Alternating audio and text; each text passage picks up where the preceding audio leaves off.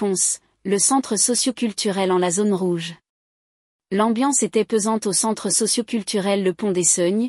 Il y a quelques semaines dans la cité des Biscuits à Pons en Charente-Maritime, les responsables de la structure ont sollicité la presse pour faire une annonce dont il se serait bien passé.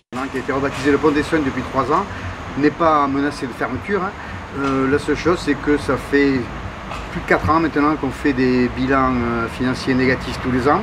On s'est cru le luxe de pouvoir licencier une directrice qui avait des problèmes relationnels avec les salariés.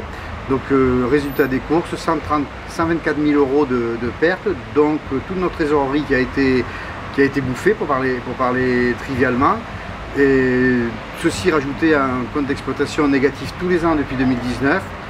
Donc vous comprenez le schéma, plus de trésorerie, des résultats négatifs tous les ans.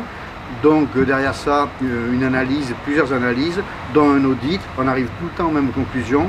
Il y a des secteurs qui sont à l'équilibre, d'autres secteurs qui sont déficitaires, comme le secteur formation et une partie du secteur insertion.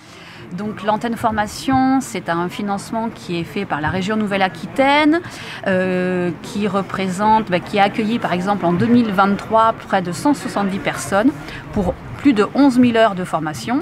Donc différents domaines, la lecture, l'écriture, le calcul, le français langue étrangère, l'Internet, l'utilisation d'Internet, et puis apprendre ou perfectionner l'utilisation du traitement de texte et puis des tableurs. Ce soir, en fait, on a organisé une rencontre avec des habitants, avec des sympathisants. Alors effectivement, il y a le syndicat de la CGT, il y a diverses personnes. Et en fait, nous sommes là parce qu'en ce moment, il y a un CA qui est en train certainement de décider un petit peu de notre avenir. Parce qu'en fait, nous sommes en redressement judiciaire depuis le 28 novembre. Donc voilà, donc l'idée avec le nouveau directeur, M. Delahaye, qui est là depuis le mois d'avril et qui abat un travail incroyable, et avec l'ensemble des employeurs et du CA qui sont très impliqués. L'idée, c'est d'avoir déclaré une cessation de paiement puisqu'on ne pouvait plus payer les salaires. On a constitué un passif.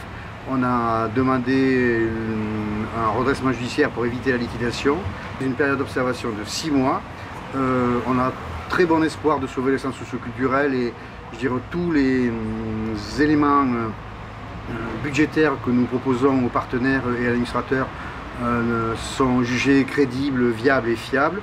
Donc l'idée, c'est de fournir un budget 2024 à l'équilibre, et à partir de 2025 de créer du bénéfice pour pouvoir rembourser le passif du redressement judiciaire.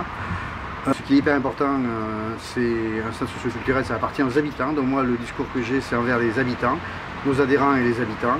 Le centre socioculturel, bien sûr, ne va pas fermer. Bien sûr, les activités continuent. Plus que jamais, on est au service des habitants, du territoire et des missions.